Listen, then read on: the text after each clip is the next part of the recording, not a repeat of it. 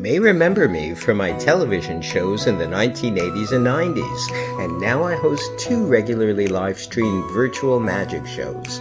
One is a showcase for some of the greatest magicians in the world, and the other is a talk show featuring some of the most inspiring conjurers of our times. Welcome now to Magical People.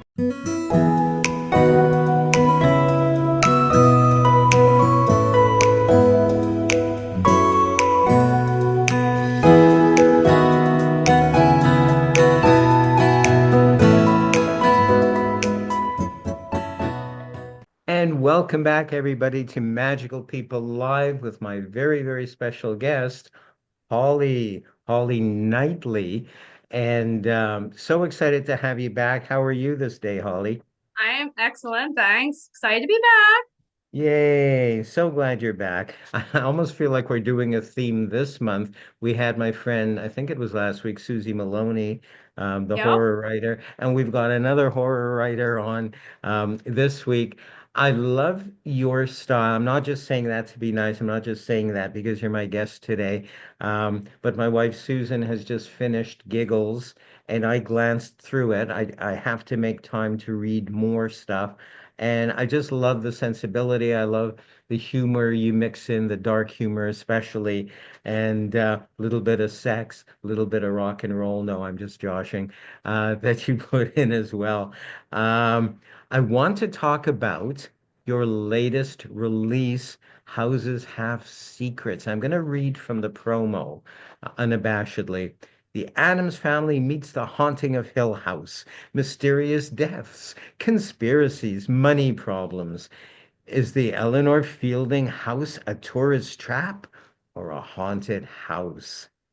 And I'm going to skip down a little bit. Houses Have Secrets is the first book in the Nighttime, Night spelled like your name, Nighttime Houses series. If you like mystery thrillers that keep you on the edge of your seat, and frankly, kids who don't, who does not, then you will love this page turner. Each novel is a standalone and can be read in any order.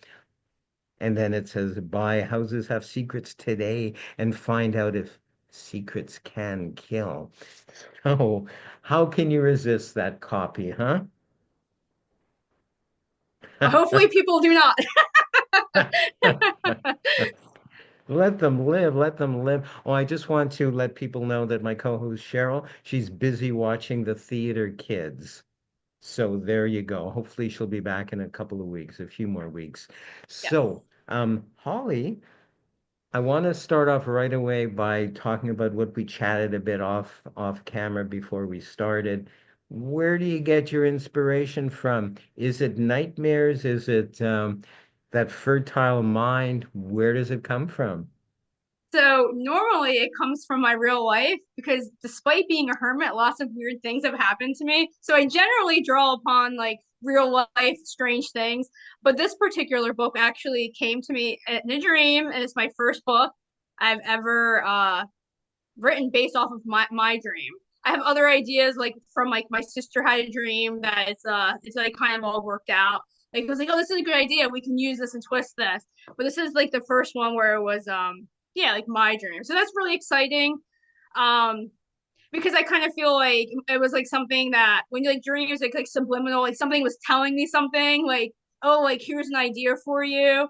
And it's always weird when you're writing about a real life situation because of course the character in the book is not you. So but the author voice does bleed through. So there's always parts of the author in their stories.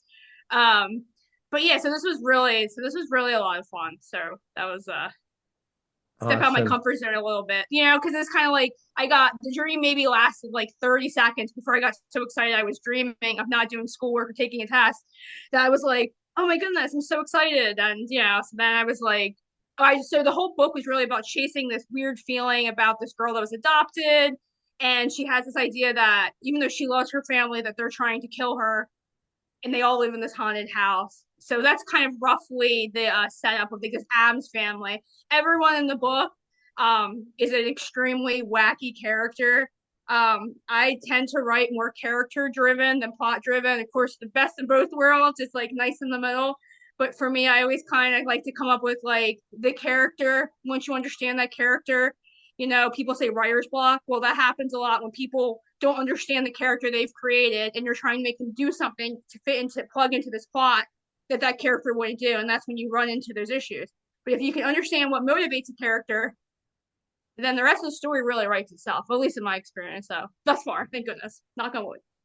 Absolutely. So I'm not going to ask you one of the next questions about writer's block. I don't think you get writer's block much because your characters are so well developed and evolved. Am I Thank you. right? Yeah, I published my first book in 2021, and before that, I have probably 30 novels, full life novels, like epic fantasy novels that will probably unfortunately never see the day of light. But yeah, so I was writing for a long time before I published my first book. COVID gave me the opportunity, like I was just kind of sitting around. I was like, I always planned to release them after I retired. But I was like, okay, now I'm gonna do this now. But as far as writer's block, I kind of feel like I have like an obsessive compulsive personality. If you guys haven't can't tell that by now. But like so I kind of like when I really like something, I really like something. So if I get an idea, like I'll go to my computer and I will map out the whole story, even if I'm in the middle of another story. Like I'll put it all in bullet points, I'll write out the chapters, I'll give the characters their names, and then when I have time to write that story, it will be written. So as of now, I have enough stories to last years and years and years before they ever see daylight. So I love it. I luckily, love it. That's so cool. And we'll all, as readers, avid readers, and fans of yours, will look forward to years and years of more material. I love the pacing as well of your books. Um, it reminds me a little bit, and I think Sue said the same thing. I could be wrong. After we watch any of my shows back, she often will turn to me and go, I didn't say that, or I didn't think that. What are you saying? And it's like, okay, so I'm mad. I'm slightly mad. But I really, really do believe that your pacing is very similar, and I think she said this, to watching a movie. And so there's not necessarily a lot of long descriptive prose and information that goes on for pages, but it is sort of like you're riveted to your seat in a way. If your book was up on a screen, we'd be riveted, and it's like, just when you let down your guard, something happens. But there's also, I'm going to use this term that I've been hearing lately a lot. There's a lot of delicious stuff that happens. I don't believe I said that, in between. And I think it fills out a book a lot better, any kind of novel, whether it's a horror genre or anything.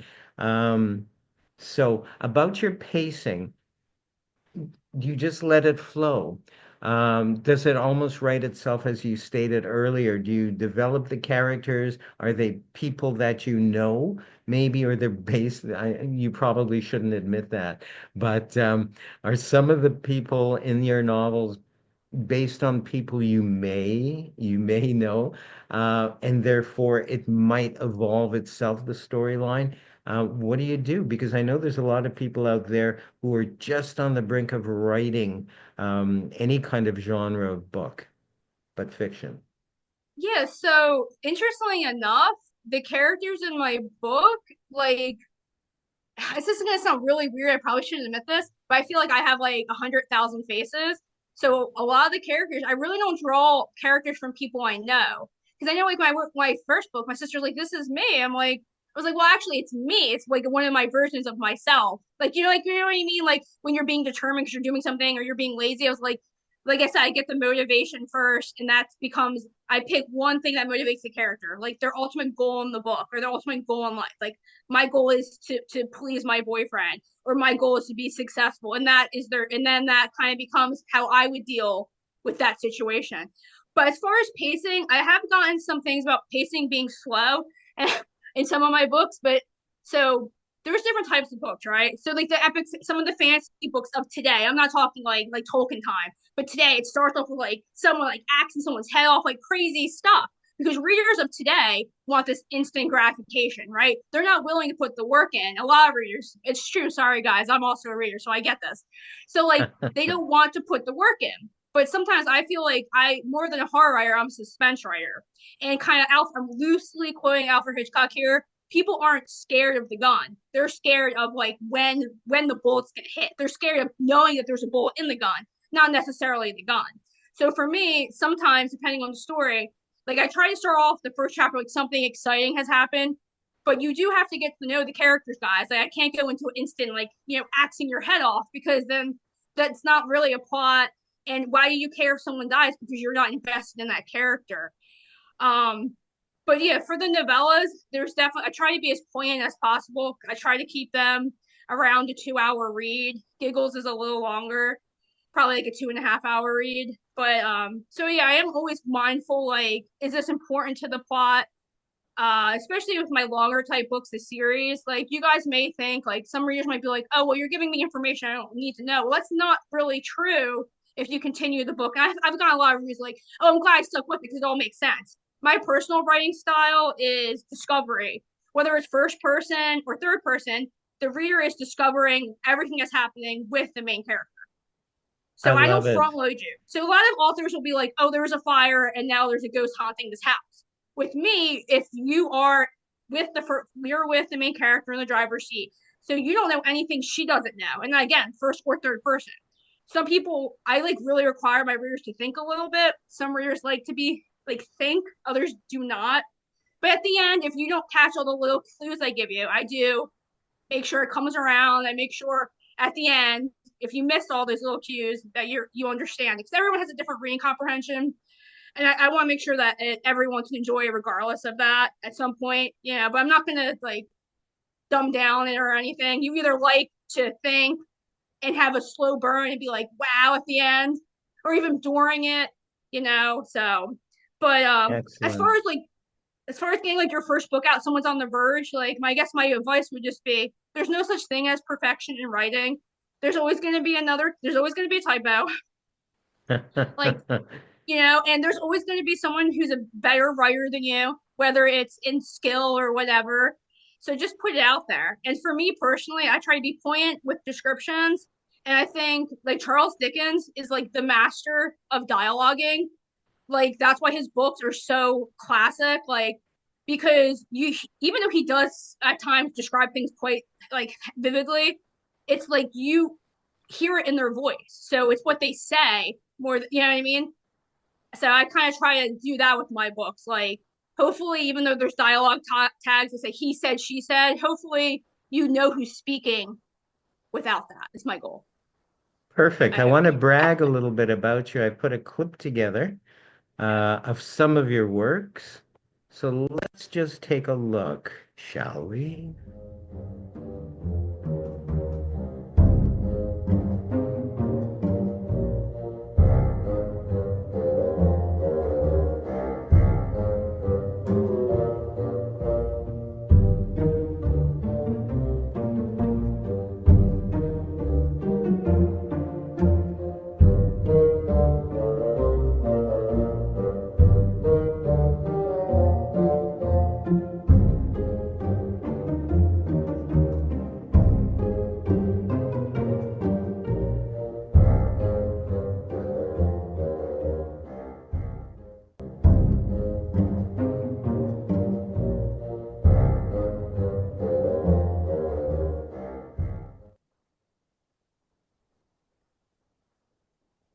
And there we go, just a little bit. I want to touch on a few other things as well. Poe, Edgar Allan. And I know you're involved with some stuff, Edgar Allan Poe-ish. This month, I believe, on social media. I'm also having you back in a few months as part of a Poe series. Um, do you love his stuff? Do you admire his stuff? Are you influenced by his stuff? Go. So I am a I'm a fanatic. I guess I am fanatical. Like I'm obsessed with him. He's probably like one of the leading authors. There's others like Mary Shelley we talked about earlier.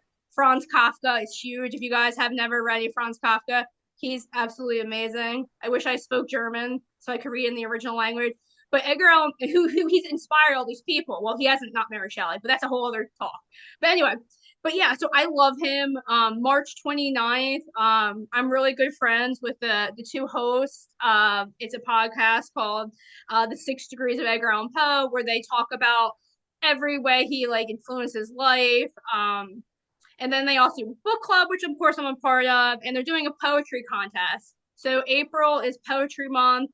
So March 29th, they're doing an all day live reading of Edgar Allan Poe. Some people are going to be reading his poems, and other people are going to read poems that he's inspired. And this kind of kicks off a contest, a poetry contest, in which some of my books will be given away as that sounds like a shameless promotion for myself, but they're my good friends, so I'm giving them books to give out to the winners of that. So yeah, March 29th. I know I have a horrible, horrible voice. I'm absolutely wretched at reading poetry, but I will be reading the shortest poem in his works, which is The Dream Within a Dream. But so yeah, but check it out. It's a free event. It's gonna be through YouTube. So I have it Yeah. posted on my social media if you guys are interested, or send me a message. I know, I know. And June 14th, you'll be back on the show as sort of a Poe month. I'm kicking it off with a very famous magician, but then the next 3 weeks in June, Micah. it's you, it's Holly Knightley, or as I like to say, Holly Golightly. That's something else. June 21st, we have your friends Carmen and Jeannie, I believe, and the Yep. great Micah Culver closes off the month, June 28th. All Poe, all all Poe, all the time. The So way we're it should be. excited. I'm excited about that and thankful that you've offered to participate. Or did I grab you and say, "Can you do it, Holly? Can you?" Well, And you did I say think yes. you're so awesome. The interviews you conduct are so awesome and well thought out. So it's a complete honor, and everyone from here and Open Mic Magic, everyone's so kind and awesome and welcoming. So it's a complete treat for me to be here. So thank you. I hear you. I tend to agree. I'm so grateful to be a part of Open Mic Magic. I think it's 2 years, maybe three, that I've been doing the Tuesday and the Wednesday. It's just on the Wednesday. Open Mic Magic. Look it up on Facebook.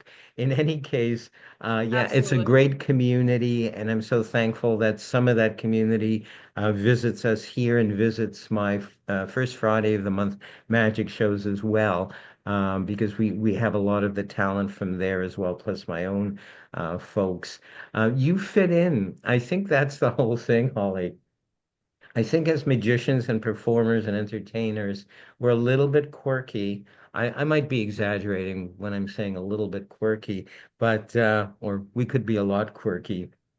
And certainly that comes out in you, in your personality, in your works, because nobody, well, I shouldn't say that. There's a lot of people who do love very somber, dark fiction, and there's nothing wrong with that. I think we all love the classics, Bram Stoker and Mary Shelley and all of them, and Edgar. Our friend, our pal Edgar, Edgar Allan Poe. I do love him. So when I think of Poe, I don't know why, but I think of you. It could be a past life thing. I could be, well, I am off the wall, but I'm probably off the mark there. But it feels so much like when I first saw you or your promo material, and the titles of your books, I thought I gotta, if she'll have me to come on the show, to chat. And I'm so thankful and honored that you have as well, because I feel we can make this like a 4 hour extravaganza, and I won't put anyone through that. Yeah. We'd have fun going a little Don't bit really less. hate me then, no. Uh, we'd have fun doing that, but a lot of people will. No, I don't think it would be a snore fest at all. Let's say folks want to get in touch with you. We're not wrapping up, but something just says ask her about contact info. So I'm going to do that right now. How can people get in touch? I don't know if you teach writing. I was guided to talk about that with you, so there must be a reason for that, I trust. Do you talk about writing to other people or potential students? Oh, that's interesting. Well, I've been asked to do a couple editorial reviews. And I have a couple of author friends. They're about to put out their first books that they were gracious enough to let me read beforehand, which is so awesome.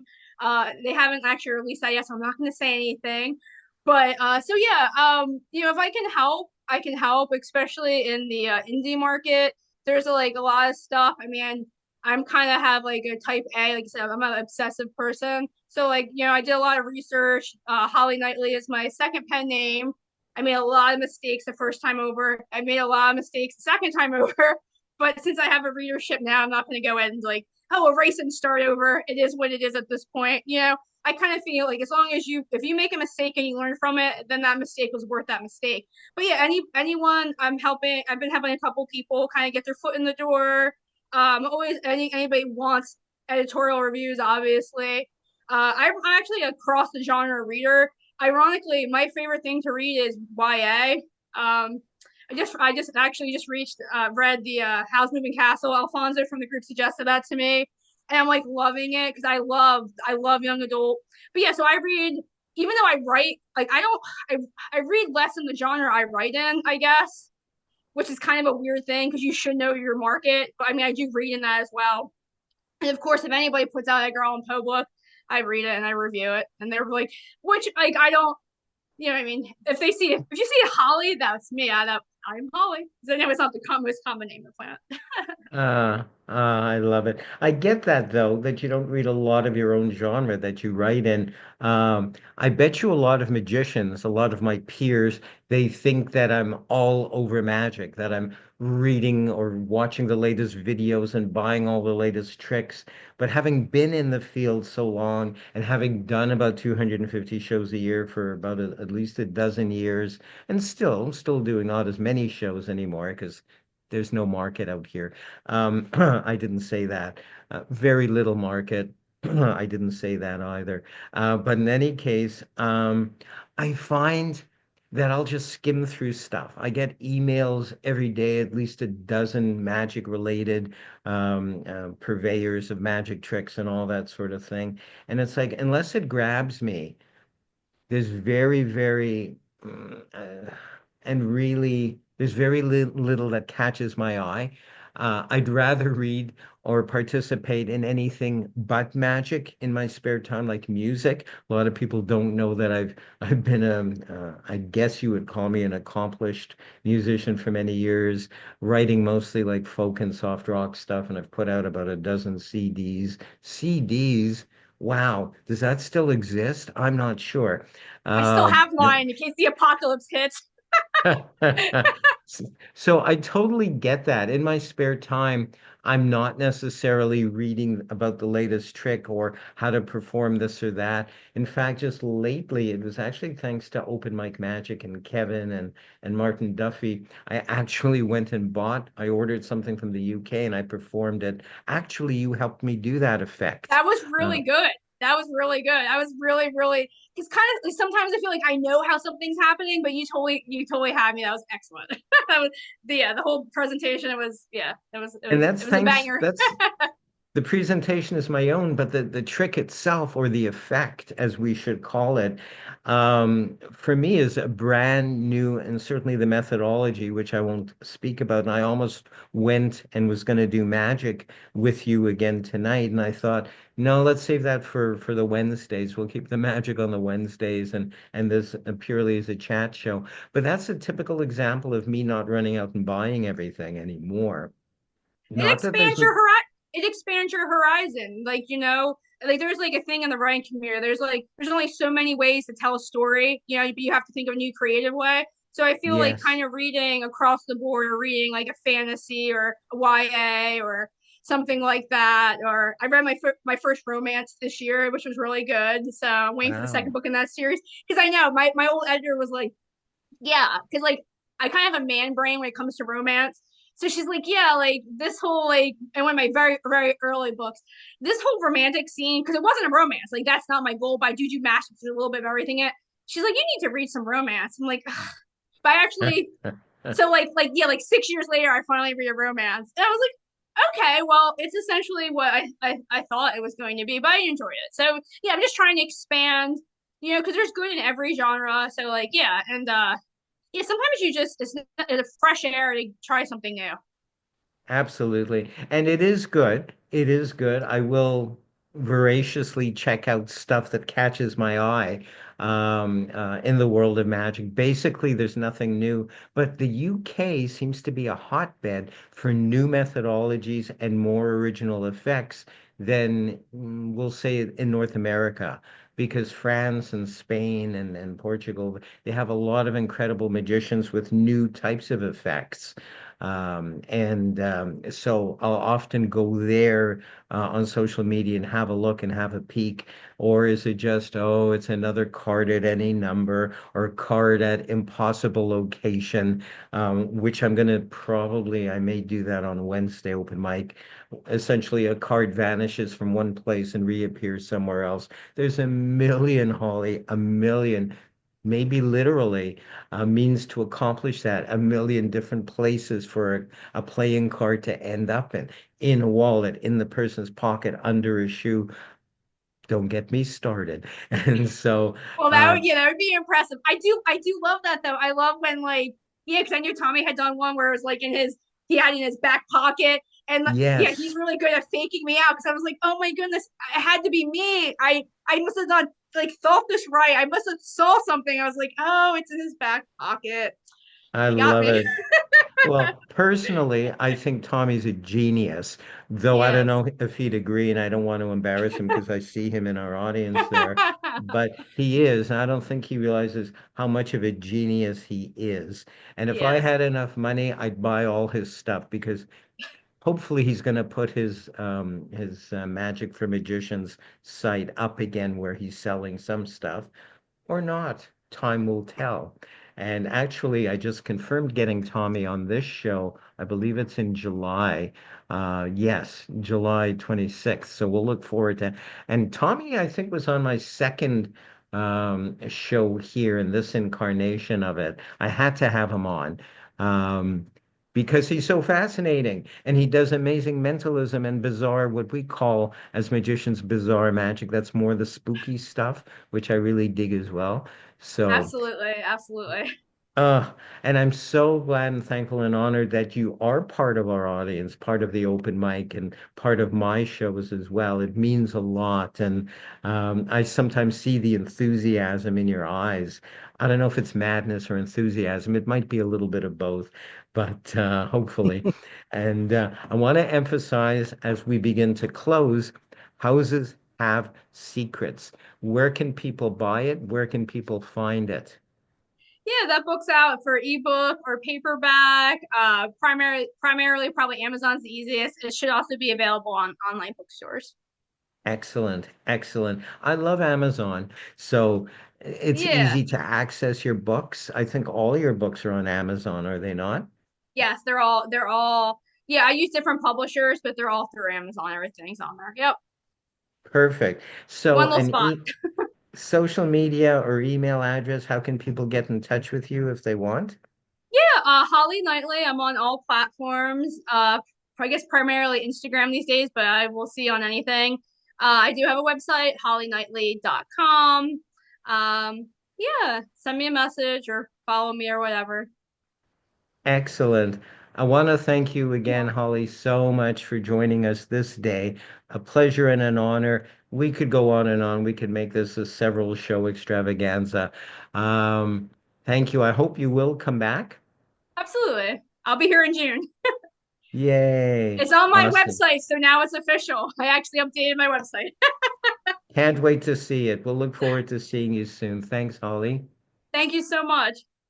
And I want to thank all of you as well for joining us this day. We are here every Saturday at 1 p.m. West Coast time. That makes it 4 p.m. East Coast time.